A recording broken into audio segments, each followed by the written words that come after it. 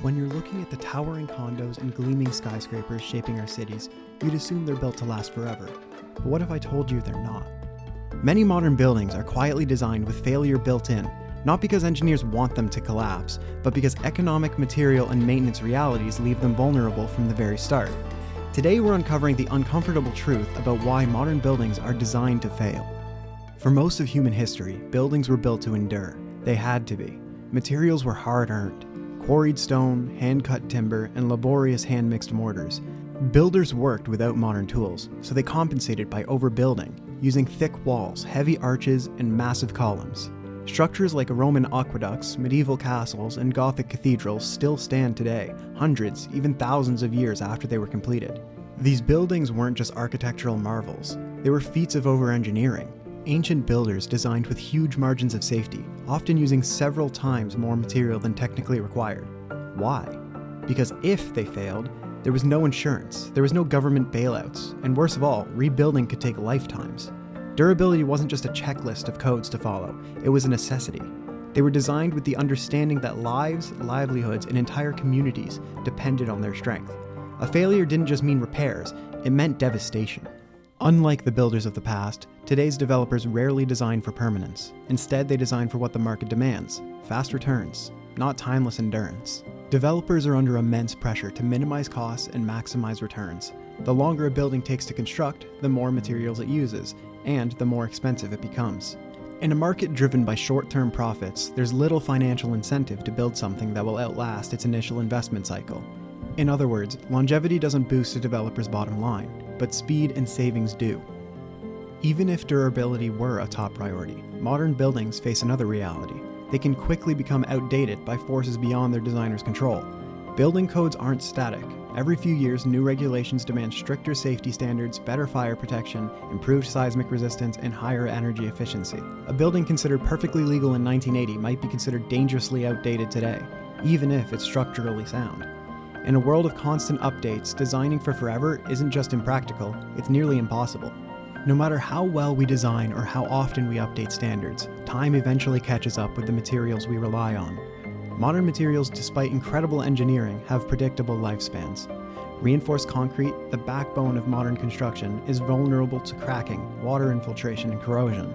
Steel expands and contracts with temperature changes, weakens with rust, and demands regular maintenance. Glass curtain walls, which are iconic in skyscraper design, have seals and gaskets that degrade over time.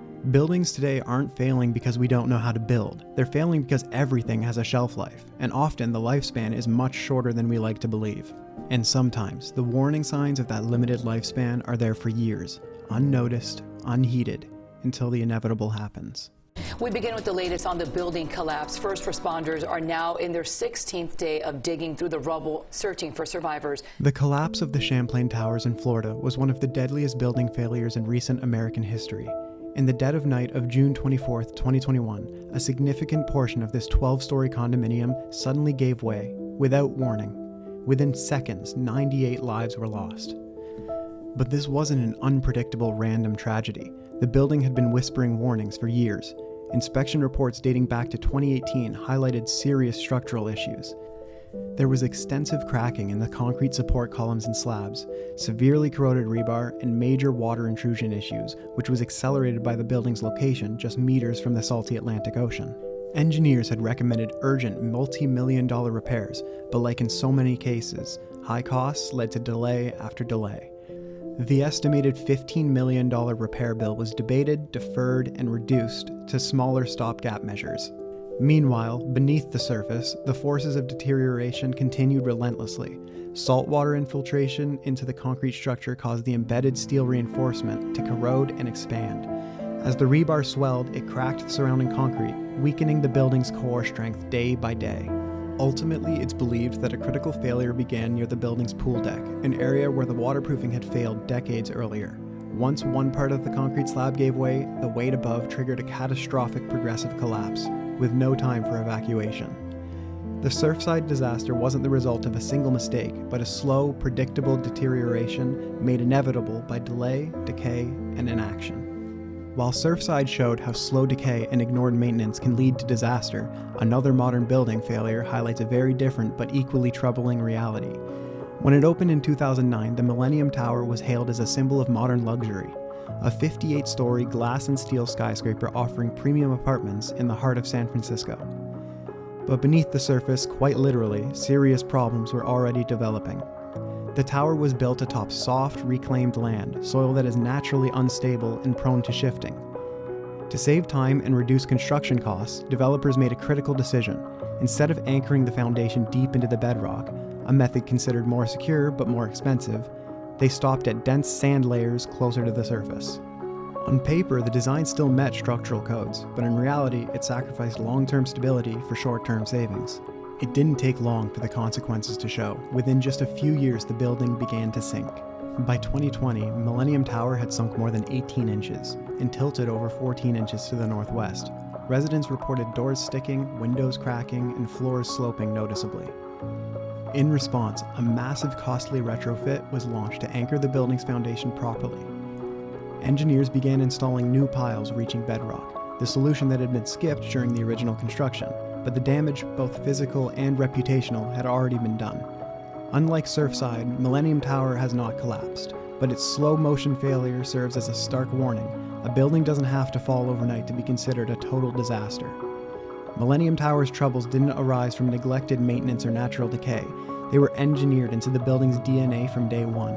A reminder that even when a structure meets code, it doesn't always meet the test of time. But while Millennium Tower's failure played out slowly over years, another modern disaster struck with horrifying speed and revealed the deadly cost of cutting corners in construction. Built in 1974, Grenfell Tower was a 24-story residential high-rise in West London, home to hundreds of people. Like many older towers, Grenfell underwent renovation in the 2010s, intended to modernize its appearance and improve energy efficiency. However, cost considerations dominated the renovation process. To save money, contractors selected cheaper cladding materials, an aluminum composite panel with a highly flammable polyethylene core, rather than safer, more expensive alternatives. Even worse, reports show that swapping to non-combustible materials would have added only a modest amount to the total renovation cost.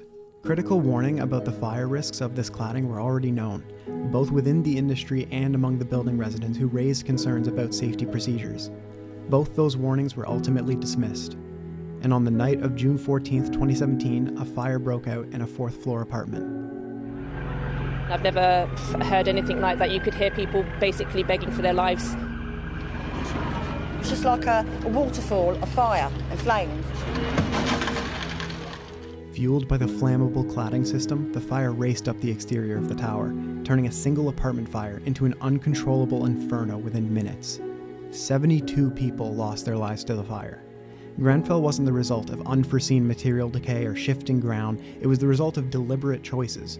Choices where saving money was valued above saving lives. It exposed a brutal truth that sometimes failures in construction aren't accidents. They're the final outcome of a system willing to compromise safety for profit.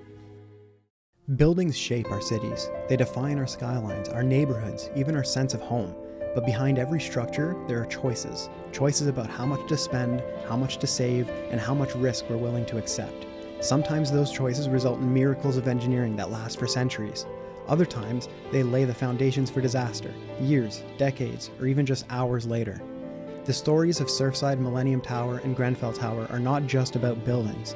They're about priorities, and they raise difficult questions. In the rush to build faster, cheaper, and taller, have we forgotten how to build to last?